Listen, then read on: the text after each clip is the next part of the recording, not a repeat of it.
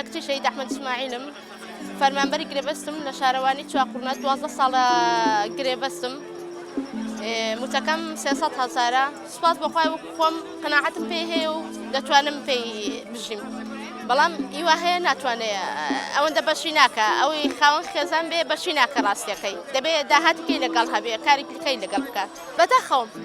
میلەتی ئێمە هەمیشە ڕاستیان لاونە ئەگە باسی قسەی ڕاستیەکەین سیقە بە ڕاستیەکە ناکەن کە درۆیەکت کرد تەواو سیقە بە درۆیەکەی دەکەن دەڵێ بەخوایەوە ڕاستەوە هەموومان پشتی دەگرین بەس ڕاستیەکە نا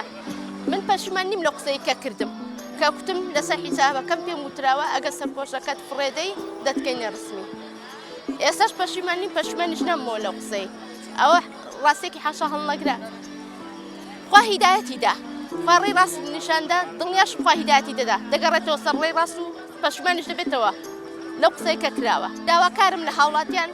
ئەو قسانەی کە کورد بوون سەرەتا هیچی درۆ نەبوون هەمووی ڕاستی بوون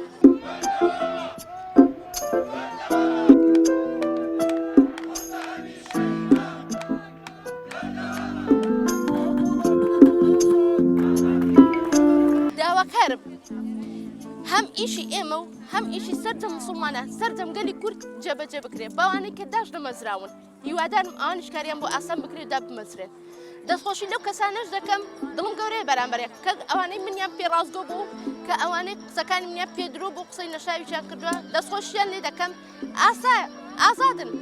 نەحەقشیان ناکرم سیقە بە ڕاستیەکان ناکەم ڕاستیەکانیان تا ئێستا ون بووە